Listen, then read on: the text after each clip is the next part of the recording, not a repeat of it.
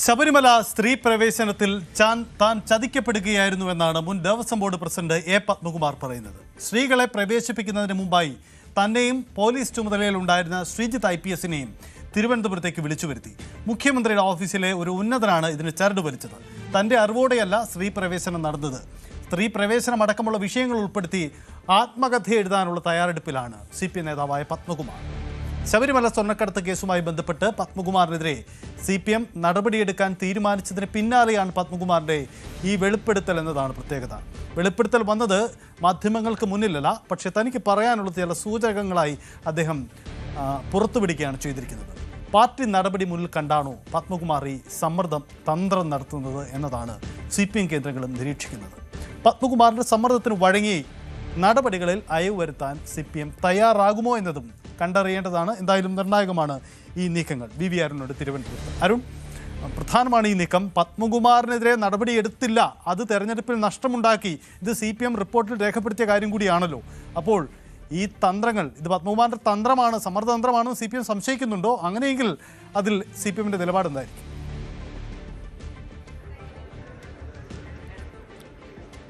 സഹിത്ത് നാളെയാണ് CPMന്റെ നേതൃയോഗം, പത്തനംതിട്ട ജില്ലാ നേതൃയോഗം ചേരുന്നത്. അവിടെ പത്മകുമാറിന്റെ നടപടി ഉണ്ടാകുമെന്ന് ഉറപ്പാണ്. നേരത്തെ എന്തുകൊണ്ട് പത്മകുമാർ നടപടിയെടുത്ത ചോദ്യം പല തലങ്ങളിൽ CPM നേതൃത്വത്തോട് ചോദിക്കപ്പെട്ടതാണ്. പക്ഷേ അപ്പോഴൊന്നും നടപടിയെടുത്തില്ല. ഒടുവിൽ തിരഞ്ഞെടുപ്പിൽ വലിയ തിരിച്ചടിയുണ്ടാകുമ്പോൾ CPM തിരിച്ചറിഞ്ഞ ഒരു കാര്യം അതുകൂടിയാണ്. ശബരിമല സ്വർണ്ണ കൊള്ളക്കേസിൽ പ്രതിയായ CPMന്റെ പത്തനംതിട്ട ജില്ലാ സെക്രട്ടേറിയറ്റ് അംഗമായിരുന്ന പത്മകുമാറിനെതിരെ നടപടിയെടുക്കാത്തത് വലിയ തിരിച്ചടിയുണ്ടായി. അത് ഏരിയ തലം വരെയുള്ള ചർച്ചകളിലും അത്തരം വിമർശനങ്ങൾ ഉയർന്നു വന്ന സാഹചര്യത്തിലാണ് പത്മകുമാറിന് നടപടിയെടുക്കാൻ CPM നിർബന്ധിതമായത്. നാളെ ആ നടപടി പ്രഖ്യാപിക്കാനിരിക്കെയാണ് പത്മകുമാർ സമ്മർദ്ദ നീക്കവുമായി രംഗത്ത് വരുന്നത്.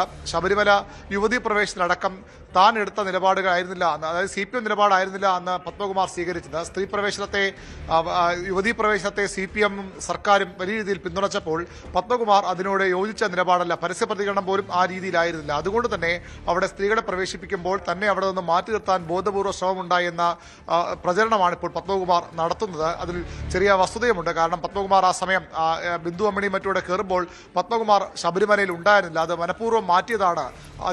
പ്രധാനപ്പെട്ട അധികാര കേന്ദ്രം, അത് പത്മകുമാർ ലക്ഷ്യമിടുന്നത് അന്നത്തെ മുഖ്യമന്ത്രിയുടെ ഓഫീസിനെയാണ്. മുഖ്യമന്ത്രിയുടെ പ്രൈവറ്റ് സെക്രട്ടറി അന്ന്, പൊളിറ്റിക്കൽ സെക്രട്ടറി അന്ന് CPMന്റെ ഇപ്പോൾ സംസ്ഥാന സെക്രട്ടറി കൂടിയായ MV ജയരാജനായിരുന്നു. അദ്ദേഹത്തെ ലക്ഷ്യമിട്ടുള്ള ഒരു വിമർശനമാണ് പരോക്ഷമായി പത്മകുമാറുമായി അടുത്ത കേന്ദ്രങ്ങൾ. പത്മകുമാറിന്റെ നിർദ്ദേശപ്രകാരം തന്നെ അത്തരം വാർത്തകൾ പ്രചരിപ്പിക്കുകയാണ്. പത്മകുമാർ ഒരു സമ്മർദ്ദ നീക്കമായി CPM മുന്നിൽ ഇത് വയ്ക്കുകയാണ്. അങ്ങനെ തനിക്ക് നടപടി വന്നാൽ പല കാര്യങ്ങളും തുറന്നു പറയേണ്ടി വരും. അത് ശബരിമല സ്വർണ്ണക്കൊള്ളയിൽ എന്തുകൊണ്ട് അത്തരമൊരു കേസ് ഉണ്ടായി, അല്ലെങ്കിൽ സ്വർണം മാറ്റാനുള്ള അനുമതി നൽകാൻ ആരാണ് ഇടപെട്ടതെന്ന കാര്യം, അതുപോലെ തന്നെ യുവതീ പ്രവേശനത്തിൽ തന്നെ അവിടെ തന്നെയും, അതുപോലെ തന്നെ അന്നത്തെ IG ആയിരുന്ന ഇപ്പോഴത്തെ ADGP S ശ്രീജിത്തിനെയും എന്തുകൊണ്ട് അവിടെ നിന്ന് മാറ്റി നിർത്തി എന്നതിലടക്കമുള്ള കാര്യങ്ങളിൽ വെളിപ്പെടുത്തലുകൾ നടത്തും.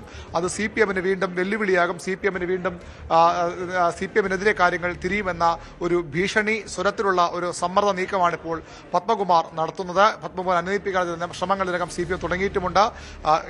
പത്തനംതിട്ട ജില്ലയുടെ ചുമതലയുള്ള കേന്ദ്ര കമ്മിറ്റി അംഗം, സംസ്ഥാന സെക്രട്ടേറിയറ്റ് അംഗം തോമസ് ഐസക് പത്മകുമാറുമായി ചർച്ച നടത്തി പത്മകുമാറിനെ അത്ര കടുത്ത നീക്കങ്ങൾ പിന്തിരിപ്പിക്കാൻ ശ്രമങ്ങൾ ആരംഭിച്ചിട്ടുണ്ടെന്നാണ് അറിയാൻ കഴിയുന്നത്. മാത്രമല്ല പത്മകുമാർ ഒരു ആത്മകഥ എഴുതുമെന്ന ഒരു ഭീഷണി കൂടിയുണ്ട്. സ്വാഭാവികമായും CPMനെ അത് കൂടുതൽ പ്രതിരോധത്തിലാക്കാൻ ഉള്ള നീക്കമാണ് പത്മകുമാർ നടത്തുന്നത്. എങ്ങനെയാണ് CPM അതിൽ പ്രതികരിക്കുക? CPM മറ്റു വഴികളില്ല. കാരണം പത്മകുമാറിനെതിരെ നടപടി ഉണ്ടാകുമെന്ന് ഈ തെരഞ്ഞെടുപ്പ് അവലോകന റിപ്പോർട്ട് ചർച്ച ചെയ്ത, തയ്യാറാക്കിയ, അല്ലെങ്കിൽ റിപ്പോർട്ട് അംഗീകരിച്ച സംസ്ഥാന സമിതി യോഗത്തിന് ശേഷം AKG സെന്ററിലെ വാർത്താ സമ്മേളന ഹാളിൽ MV ഗോവിന്ദൻ CPM സംസ്ഥാന സെക്രട്ടറി വ്യക്തമാക്കിയതാണ് പത്മകുമാർ നടപടി ഉണ്ടാകുമെന്നുള്ളത്. ഇനി അതിൽ പിന്നോട്ട് പോകാൻ CPMന് അത്ര എളുപ്പമല്ല. മാത്രമല്ല വലിയ തിരിച്ചടി ഉണ്ടാക്കിയ വിഷയത്തിൽ തിരിച്ചടികൾ മറികടക്കാൻ തെറ്റേറ്റു പറഞ്ഞ CPM ജനങ്ങൾക്ക് മുമ്പിൽ വരുമ്പോൾ ഇനിയും പത്മകുമാറിനെതിരെ നടപടിയെടുക്കാതെ മുന്നോട്ട് പോകാൻ കഴിയില്ല. പക്ഷേ പത്മകുമാർ ഒരു സമ്മർദ്ദ നീക്കം, സമ്മർദ്ദതന്ത്രവുമായി CPMനെ ഇപ്പോൾ പ്രതിരോധത്തിലാക്കാൻ ശ്രമിക്കുകയാണ്. എത്രത്തോളം CPM അതിൽ വഴങ്ങുമെന്ന കാര്യത്തിൽ വ്യക്തതയില്ല.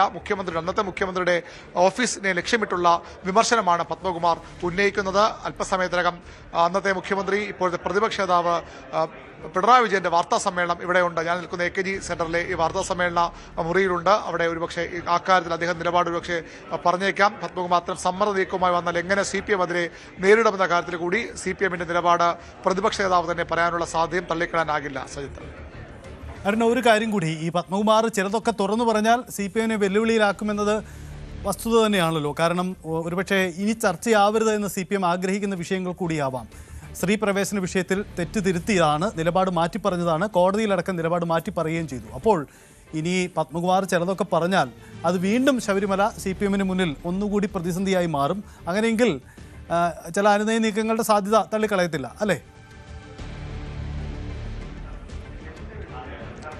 തീർച്ചയായിട്ടും അനുനയ നീക്കങ്ങൾ നടത്തുന്നുണ്ട്. പക്ഷേ എത്രത്തോളം എളുപ്പമാണെന്ന കാര്യത്തിൽ സംശയമുണ്ട്. ഒരു കാര്യമുള്ളത്, ഈ ശബരിമല യുവതീ പ്രവേശനത്തിൽ CPM സർക്കാരുടെ നിലപാടിന്റെ ഫലം, അതിന്റെ തിരിച്ചടി സർക്കാരും CPM-ഉം അനുഭവിച്ചതാണ്. 2019 ലോക്സഭാ തെരഞ്ഞെടുപ്പിൽ വലിയ തിരിച്ചടി ഇടതുമുന്നണിക്ക് ഉണ്ടായതാണ്. അതിനുശേഷമാണ് CPM അത്ര ശക്തമായ നിലപാട് എടുക്കേണ്ടിയിരുന്നില്ല എന്ന സ്വയം വിമർശനം നടത്തിയത്. തെറ്റേറ്റു പറഞ്ഞ വീടുകളിലടക്കം സംസ്ഥാന സെക്രട്ടറി അടക്കമുള്ളവർ, കോടിയേരി ഭാഷ അടക്കമുള്ളവർ വീടുകളിലെത്തി പാർട്ടിക്ക് തെറ്റുപറ്റി എന്ന തുറന്നു പറച്ചിൽ നടത്തിയത്. ആ വിഷയം അവിടെ അവസാനിച്ചാണ്. പക്ഷേ ഇപ്പോൾ വീണ്ടും പത്മകുമാർ ഈ ആരോപണം ഉന്നയിച്ചാൽ അത് കുറച്ചുകൂടി ചർച്ച നിൽക്കുമെന്നുള്ളത് വസ്തുതയാണ്. CPM ആ നിലപാടിൽ നിന്നൊക്കെ ഏറെ പിന്നോട്ട് പോയി. പിന്നീട് യുവതീ പ്രവേശനത്തിന് വേണ്ട നിലപാട് സുപ്രീം കോടതി അടക്കം സ്വീകരിക്കാൻ പിണറായി സർക്കാർ, രണ്ടാം പിണറായി സർക്കാരിന്റെ അവസാന കാലത്ത് CPM തീരുമാനിച്ചതുമാണ്. അതുകൊണ്ട് തന്നെ അത് കാര്യമായി ബാധിക്കില്ല. പക്ഷേ ഈ സ്വർണ്ണക്കൊള്ളയിൽ പത്മകുമാറിന് എന്തെങ്കിലും വെളിപ്പെടുത്തൽ നടത്താനുണ്ടോ എന്നതാകാം ഒരുപക്ഷെ കുറച്ചുകൂടി CPM-നെ ചിന്തിപ്പിക്കാൻ പോകുന്നത്, അല്ലെങ്കിൽ ആശങ്കപ്പെടുത്താൻ പോകുന്നത്. സ്വർണ്ണക്കൊള്ളയിൽ തന്റെ പത്മകുമാറായിരുന്നു അന്ന് ദേവസ്വം ബോർഡ് പ്രസിഡന്റ്. ആ സമയത്ത്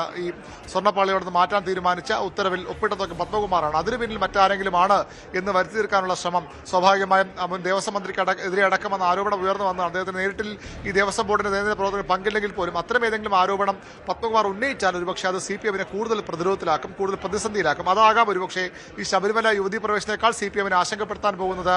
ഈ ശബരിമല സ്വർണ്ണക്കൊള്ള എന്തെങ്കിലും വെളിപ്പെടുത്തലുകൾ അത് ശരിയാകാം, അല്ലെങ്കിൽ പത്മകുമാറിന്റെ ആരോപണമാകാം. എന്തു വന്നാലും അത് CPM-നെ ഒരുപക്ഷെ കുറച്ചുകൂടി പ്രതിസന്ധിയിലും പ്രതിരോധത്തിലാക്കാൻ പോകുന്നത് ആ വിഷയമാകാം. അതുകൂടി തിരിച്ചറിഞ്ഞുകൊണ്ടുള്ള ഒരു സമവായത്തിന്റെ വഴിയും CPM തേടും. പത്മകുമാർ CPM-ന്റെ ഏറ്റവും പ്രധാനപ്പെട്ട നേതൃനിലയിൽ നിന്ന ഒരു നേതാവാണ്. സംസ്ഥാന സമിതി ഇതിലേക്ക് അദ്ദേഹം വന്നില്ലെങ്കിലും അവിടേക്കൊക്കെ പ്രതീക്ഷിക്കപ്പെട്ട പേരായിരുന്നു. MLA ആയിരുന്ന ആളാണ്, ആറന്മുള MLA ആയിരുന്ന ആളാണ്.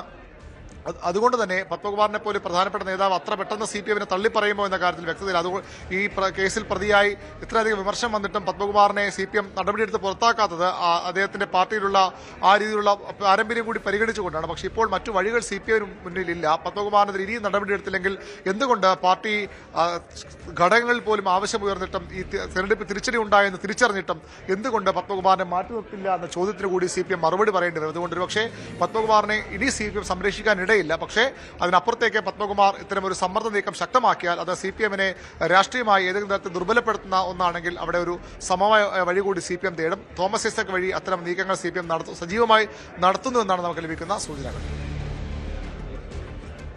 അതാണ് സാഹചര്യം. എന്തായാലും പത്മകുമാർ വിഷയത്തിൽ എന്ത് നിലപാട് എന്നതാണ് പ്രധാനപ്പെട്ട കാര്യം. പത്മകുമാറിന്റെ സമ്മർദ്ദ തന്ത്രത്തിന് CPM വഴങ്ങുമോ, എന്തായിരിക്കും തുടർ നീക്കങ്ങൾ എന്നതും വളരെ പ്രധാനപ്പെട്ട കാര്യമാണ്. കൂടുതൽ വാർത്തകൾക്ക് News 18 Keralam YouTube channel subscribe ചെയ്യുക.